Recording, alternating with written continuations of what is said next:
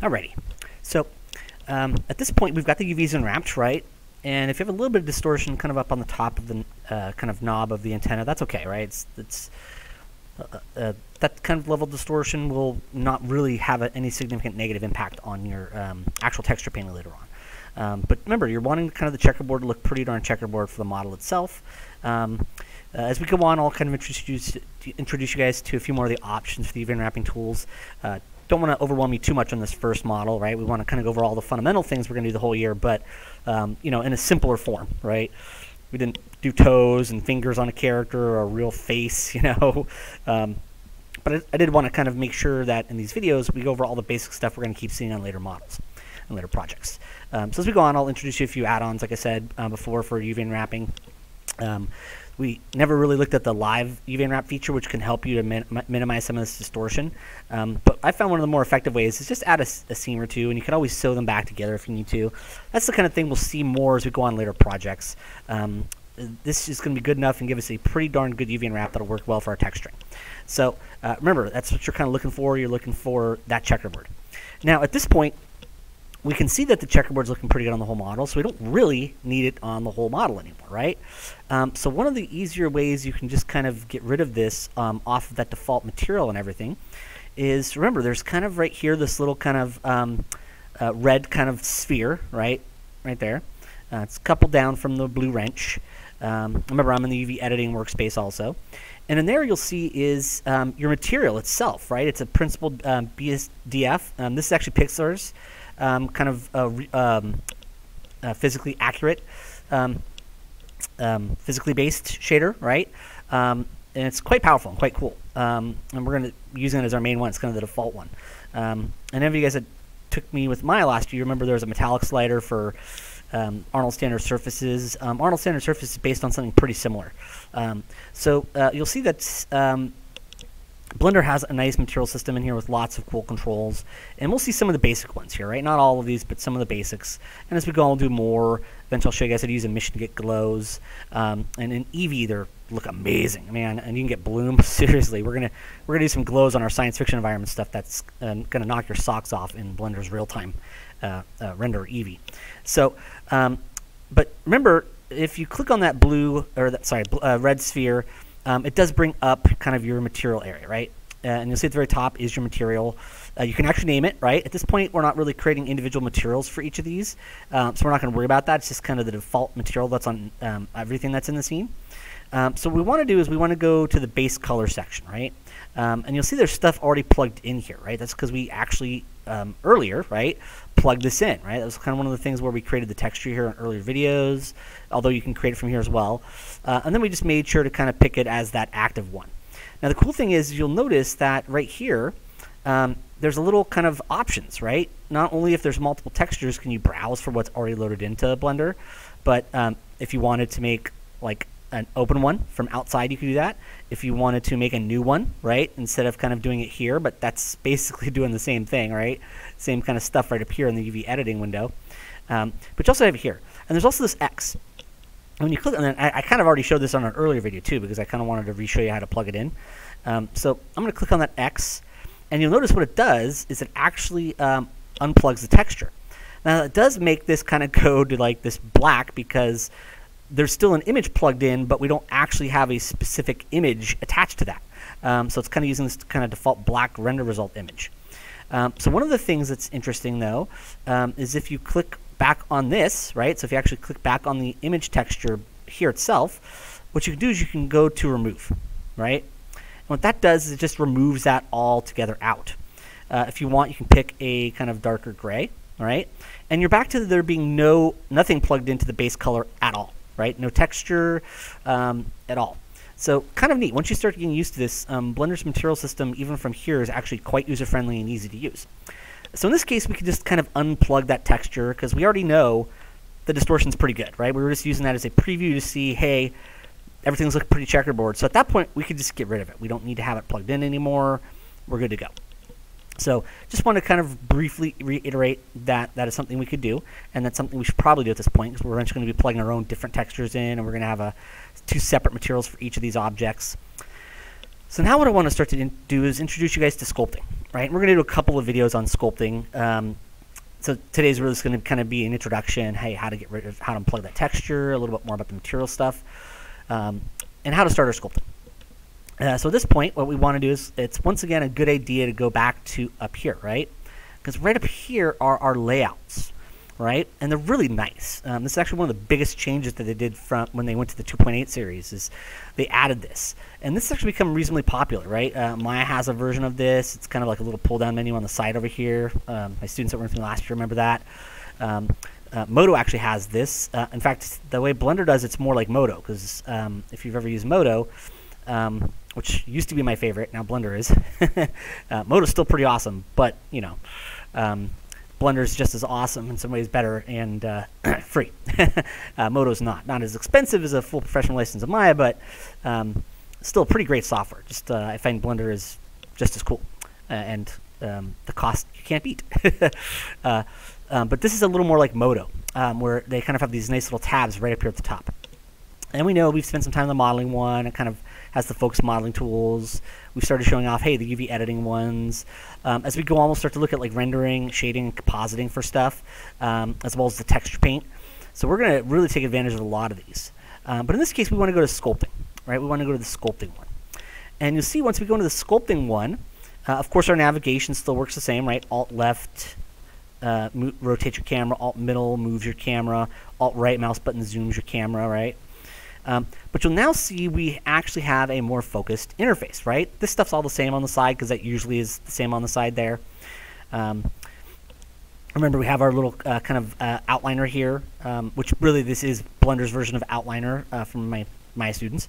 In this case, we don't really need to see the gear. We'll probably start sculpting on the body, so I'll just turn the eyeball off for the gear, so we don't have to worry about it. Remember, if you double-click on one of these, you can actually change the name, right?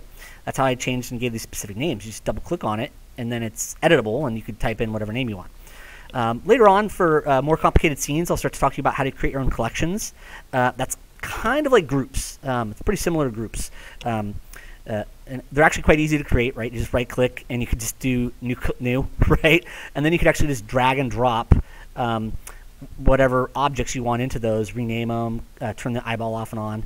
So collections are actually really easy to create, but since we only have 2 objects here, it's kind of like, don't really have to worry about it too much. You notice I made sure to turn the eyeballs off of the camera and the light, so we don't have to see them in the viewport right now. All right, so we're now in sculpting, and in the sculpting one. And you'll notice that the side menu here is what really changes, right? You'll see that we kind of see different stuff here and here, right? Kind of the very top always stays the same, and pretty much the right side always stays the same, usually no matter what of these you're in. But it's often kind of like this little secondary menu here, and this one right here that changes, right? And you'll notice there's actually a little scroll bar here, and you can actually use the scroll wheel to go down to see many of the sculpting tools, right? So we have full high-resolution sculpting tools in here. And I'm probably going to barely get into sculpting today with this. I just want to kind of talk to you about what sculpting is and show it to you briefly. But what happens is when you see really any movie or video game, you see that characters have wrinkles and scars and warts. You'll see bumpiness of a leather, right? This is the kind of stuff that isn't built into your base model, right? The actual modeling that we do is really just kind of the base form, the primary shape, right?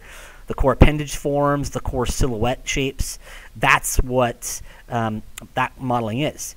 All the fine details, all the details that are like secondary and tertiary, high-level details, high-frequency details, where you're trying to put cracks and dirt and rock details and all that stuff, or wrinkles. That's the kind of stuff that's done with texturing and sculpting, right? Now, texturing, of course, can do bump maps and we can do color maps, and we're going to see those different kinds of maps, several of those different kinds of maps as we go on throughout the year. Really, for this model, we're just going to focus on some sculpting and some color painting. Keep it pretty simple. Just have a sculpt that will bake out to a normal map, and then we'll just paint a color map. Play with a few of the material settings. Keep it simple enough, but do some cool stuff and get to use the fundamental sculpting and texture painting tools. So that's kind of one of the big things kind of want to talk about there a little bit, is that the high-level details are textures, they're maps. Even if you're sculpting them, you generate it out to a map, either displaced map for film or normal maps for video games. So it ends up being a two-dimensional texture. With things like our color maps and a lot of map types, you paint them as a 2D texture, right? You're painting them as a PNG, a Targa, stuff like that. For sculpting, when you're trying to do like the wrinkles and muscle details that you wouldn't put in the base mesh itself, the low resolution, right? That's the kind of stuff that sculpting does much better. Anything that's kind of not heavily image based, right? If you're texturing with a lot of images, because you can actually sculpt just so you can paint with images. We'll talk about that stuff more as we work. That kind of stuff can be done well with a bump map, right? Just straight texture painting. When it comes to things like wrinkles, muscle form, even some fabric folding, right? With later characters and scenes, we'll do some fabric stuff. Believe it or not, Blender actually has a cloth brush, which actually uses cloth simulation for sculpting. It's pretty neat. And we're going to get to see that in some of our later projects. Obviously, not on our crap. But that kind of stuff, certain things that are much more not about a sculpt, right? Or not about an image being used, are much better captured by sculpting, right? Sculpting actually can capture the image-based stuff really well too, but not really better than, say, just painting it as a bump map. But muscle forms, fabric forms, skin folds, wrinkles, that's the kind of stuff that trying to paint that with a bump map, it just doesn't look that good compared to sculpting it. Sculpting can capture a lot more nuance and awkward surface variation than that can. So we do a lot of our detailing with sculpting. So how does sculpting work? Well, really, it's just subdividing the mesh a lot, right? Whether it's Mudbox or at later points you'll learn ZBrush if you guys go to college for this, because some of you guys are trying this out and saying, hey, okay, cool, I learned it, but I'd much rather do the programming side of games, or you find out you're not into games, right? Or at least you don't want to make them. But at some point you'll learn other software like Maya or 3ds 2 Max or ZBrush. It doesn't mean any of those will be better than Blender, just that a lot of places teach them, a lot of places use those. You'll learn them, but all the basics are the same. When you go to different software, what you've learned in Blender, you go there and go, oh, right? That works pretty much the same with the same quick keys, and they have a lot of the same tools. But really, sculpting is just sculpting on a much denser mesh, right? So what we're going to do is we're actually going to apply what's called a multi-resolution modifier. So in this case, we'll make sure, 4 for object mode, so I can click on this guy, right, to make sure it's selected, crab body selected. I'm going to go to my blue wrench, right. Now in this case, you can see I've got my mirror modifier on, right. I want to apply this because sculpting does not work with a mirror modifier. So I do need to apply the mirror. That way we've got a straight low resolution already set up. There we go. Make sure we're in object mode, right. 4 for object mode, click on it. And what we're going to do is we're going to go to the modifiers, right? That blue wrench, click on the add modifier menu, right? And we've seen this for our mirror, which we usually add, right? We always add that first, then we add our subdivision surface. We make sure to turn the triangles on, right? We even saw that with shrink wrap for some of our retopo stuff, right? All in videos. We've gone over multiple times. I've even shown it a couple times in class, right? And of course, you guys can always ask about that stuff again as we work. But you'll notice that there is, over here, right below mirror, something called multi-resolution, right? So I'm going to click on multi-resolution modifier. Now this one doesn't have a triangle, so you don't have to worry about that. And what you'll see is we have the ability to apply whatever shaping you do to the higher levels as much to the base, which is actually quite cool. But you'll see we can delete higher, and there's something called subdivide. Because really, high-resolution sculpting, all it is subdividing the mesh a lot, right? So we take this base mesh that we have, and we turn it up to hundreds of thousands or millions of polygons, right? And that allows us to sculpt detail in that we couldn't put in the base, right? So that's really what it's about, right? There's no magical trick to it, right? If you're doing high frequency detail, you need a lot of polygons. But what's cool about multi-resolution is we can go down the resolutions. It kind of works a little weird in 2.83, but they fixed it for 9, which is supposed to come out Friday, but it's coming out this week instead. They delayed it by about a week, so we should be seeing Blender 2.9 out later this week, which would be cool. But really, that's all we're doing. We're just adding geometry. So we're going to subdivide it once, and you see the geometry gets denser, right? We'll subdivide it again, and you'll see down here, we see the polygon count is now 44,000 triangles. So I'll subdivide again. We're at level 3. Now we're at 179,000 triangles, right? So down here, this gives you a count of how many polygons you have, right? Quads, we have 89,000. Triangles, we have 180,000, right? That'll probably be good for now because we can always subdivide more later on. But that's what the multi-resolution modifier does, right? Is it really just gives us more geometry to sculpt with. Now, one of the things you'll actually notice, and I might not be seeing it that well here, just because my screen's smaller, but usually when you're in your sculpting menu, you'll see that there is this on, right? And occasionally I've noticed that some of these disappear or get truncated, so sometimes if you just switch to your layout and back, you'll notice that by default, when you go to the sculpting menu, symmetry is already turned on. Now, you might be thinking, oh, we have a symmetry feature in Blender. Why haven't we been using that instead of mirror? Well, this symmetry only works for shaping, right? So any selecting you do, move, rotate, and scale, sculpting, this will work. But if you wanted to do things like extrusions and loop cuts, it wouldn't. So we do have to use, when we're doing kind of the base modeling, we do have to use that mirror modifier to get all the proper support we need. But there is actually a symmetry feature for shaping, right? For any sculpting, any move, rotate, and scales you're going to do, this will work properly. So it'll do it to both sides. And you'll see how you can see that there's two brushes on there, right? So this doesn't work exactly fully like mirror. Certain modeling functions, like all your major stuff like extruding, bridging, loop cuts, wouldn't work with this. So you have to have that mirror modifier when you're kind of making the base model. But once you get to the later stages, we've got the base model built and you're just refining shape or adding detail, this will work well. And it's usually right there, and you just pick which axis you want it to be on, right? Technically, you could turn all of them on, which is really cool, right? Not a lot of software could do that. We only need, for us, the x-axis, right? If you're building on a different axis, right, you can always turn on the y, right? But you see how it's kind of not exactly perfectly lined up there. So for us, the default x is good. And that's why I kind of like to build on that x, because a lot of stuff's kind of set up to default to use that, right? So multi-resolution modifier gives us this, and we've already seen our modifier stack a good amount. There's some cool things there. This actually gives you some of your kind of procedural modeling that Maya's history would, except you don't have to worry about history most of the time. It's more of like an opt-in for a very specific feature that you want to be non-destructive, as they call it, or procedural oriented.